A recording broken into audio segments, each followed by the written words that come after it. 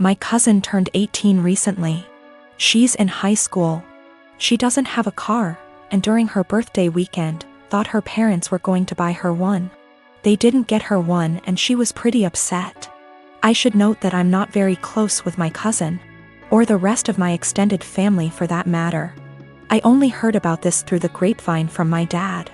Anyway, my cousin texts me on the Friday before her birthday asking if she can take my car. I just leased a new Ford Escape, to the mall and then for an out-of-town road trip with her friends over the weekend. I tell her no. She begs and pleads with me. I tell her no again. My car is for me to drive and for me only. If she wants her own car, she can save up and buy one. She calls me and says that I ruined her birthday and that she's embarrassed because her friends think she got a car for her birthday and she doesn't have one. I don't respond to her and think nothing of it. The weekend comes and I sleep in very late on that Saturday, waking up at 1 p.m. Don't judge. Even though my car is parked in my driveway and my gate is closed, I come to realize that someone egged and TP'd my car. With many eggs and 5 to 6 rolls of TP. And since the weather was warm outside, the raw egg baked into my car, along with the dried up toilet paper, destroying the paint. Since I have security cameras around my house, I decide to go back and watch. At around 9:30ish that morning, I see my cousin and a bunch of her stupid friends vandalizing my car. I'm surprised she didn't smash the windows and poke holes in the tires too. I press charges and my cousin is in legal trouble. Her and her parents are pissed off at me for pressing charges, her parents telling me that she's just a kid, and that she's been through a lot of emotional stress doing virtual schooling for this past year and that I should take that into consideration, and that I should be ashamed of myself for pressing legal charges against my baby cousin. That I'm almost 30 and don't I remember what I was like at that age? I do remember, and I wasn't stupid enough to egg anyone's car. And can't she work something out with me, like doing chores around my house for money if I drop the charges, that she's young, that she doesn't need a felony on her record, etc., and that it was just a prank. Right after I pressed charges, my cousin was calling and texting me over and over saying that this could have been avoided had I let her take my car. I need to add that my cousin already has a felony on her record, a DUI. She's not remorseful of anything. Also, my aunt and uncle will not pay me for the damages. They just want me to drop the charges and pay for everything myself like nothing happened. I've always cleaned as I cook so that when it gets to the end of the meal, there's minimal mess. My husband is the opposite. When he cooks, it's like a bomb went off. I've encouraged him to clean as he cooks. And if we're doing a big meal / holiday meal together, I often make sure to assign him that role. Like most people, one of us cooks, the other one cleans up. I am the better cook, so I cook like 80% of the time. He gets an easy cleanup. I'm busier than usual at work, so he's had to step up. Whenever he's done, the kitchen is a mess. I don't even get how it happens. There will be oil splatters untouched, stuff drying to dishes, peels and meat. I'm not about to let food sit out overnight, so after I'm done eating I'll start the process and won't get to really relax much. Last week I asked if he could please try cleaning as he cooks. He told me the rule is one person cooks, the other person cleans. I said I get that, but you're leaving me with a huge mess every night. He said I just don't have the time to clean up when I'm focused on cooking, knowing full well I'll see him scrolling on his phone. I just got so fed up, so on Sunday I made a big pot of chili. I didn't clean up as I worked. When I was done, I served him, sat down, enjoyed a beer and dinner. When he finally went into the kitchen, he said, "What the? Why is there such a mess?" I said that I was too busy paying attention to the chili to clean up. I started to get ready for bed. He was like, "You're just going to leave this here?" And I said yes. He said he would have to wake up extra early to clean up and that he had to be at work earlier than usual, and was supposed to play a game with his friends later that night, so could I just clean up? I said no, I cooked, so he has to clean. 2 days later he's still pissy with me because he ended up not being able to game and told me that he didn't get enough sleep, and was exhausted at work. Not to be too snarky, but it's not like he's a surgeon, because I had to prove a point to him. I told him that nothing else seemed to get his attention, and I feel pretty justified. He told me I was being a smug asshole about it and it was childish. We don't have a dishwasher, there's no room for one, so everything has to be done by hand. Additionally, doing the dishes means cleaning up the counters and stovetop and sweeping the floor, taking out the trash if need be. When I make chili, it's a process starting // dried chilies that I toast, soak, seed, pulverize, etc. Then there's cooking the dried beans, then there's the onions and garlic and the peels, any other veggies, seeding tomato, cans of tomato, grinding the spices, etc. Then there's grating cheese for the top, etc. It definitely left a ton of dishes and other stuff behind.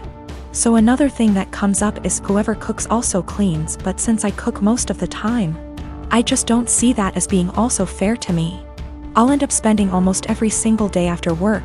I've been ending work at 6 or 7 some days lately, cooking and cleaning. If I had him cook more, I would definitely start to gain weight and then we'd have another issue altogether. My graduation ceremony is being held next week. My dad had given me some money in advance to pay for the party. I live mostly with my mom, but they were supposed to be hosting the event together. Dad and I have a rocky relationship. After my parents divorced when I was 4, they split custody of me and he was able to stay a good dad. When I was 10, he met Jane. Jane had 3 kids, twins, and a single kid. They got married when I was 12, but I would say even before that I felt like he prioritized her kids over me a lot. He would cancel plans with me if they wanted to do something and would either do the thing with them or force me to go and say it was even better than our plans, when for me it wasn't. Think going for a hike with me versus taking them to an indoor play area. Or seeing a movie with me versus the kiddie park. One more example is when I was given a ticket for a concert my dad and I both love. He was supposed to buy a ticket to come with me for some father/son time, but actually spent it on his youngest stepkid who wanted their room painted. He told me at the last minute and it hurt. There are other times stuff like this happened. He didn't show up at the hospital when I broke my arm because one stepkid was getting their tonsils out and wanted both him and his wife there. He told my mom over the phone to tell me he was proud of me for being brave and understanding. When I would bring this stuff up to him, he'd tell me it was natural to feel jealous of sharing his attention. That was all he would say. In 2019, he told my mom he would split the cost of a trip I wanted to go on with one of my clubs, because she didn't have the money all by herself. Mom had her half saved. We told my dad he needed to pay. He said bills were tight and it was the twins' birthdays and the money needed to go on something for them. He told me we could do something as a family when the trip happened instead. I told him to forget it. That he was making it clear who was more important and I was going to stay with my mom where I actually mattered. Mom borrowed money to cover the other half of the trip. Dad told me he regretted making me feel less important and we were working on things, and then the graduation money was given about a month ago. Then a week ago he called and told me how one of the stepkids was being bullied, how bad of a time they're having it. And with that money they could help cheer them up for their birthday. I was pissed. I hung up. Then 2 days later I showed up at his doorstep, gave him the money and told him I didn't want to see him or his new family at my graduation, and that he had chosen who was more important, so he better stay out of my life. His stepkids and 2 younger bio kids were there. I didn't stick around. He called and told me we needed to talk it out like adults, and that I had hurt the kids' feelings. His wife freaked out on me, so I blocked her. I met her 2 years ago when we worked together and quickly became very close. She helped me through the darkest times of my life. I was mid-split with an abusive ex when we met. And I helped her through some really tough and unimaginable things. There were lots of rumors at the time we were seeing each other and everyone assumed we were an item. But for the past 2 years our relationship has been purely platonic. She was my best friend, and up until a few weeks back I don't think we'd even ever hugged. Fast forward to a week ago, she came over for dinner and wine. This is very common and normal. We had more than usual and she was over the limit so couldn't drive, so she stayed the night. We slept in the same bed but apart and no physical contact again. It was completely normal and just as expected. We somehow didn't get up and ended up staying in bed until 10 p.m. the next day just talking.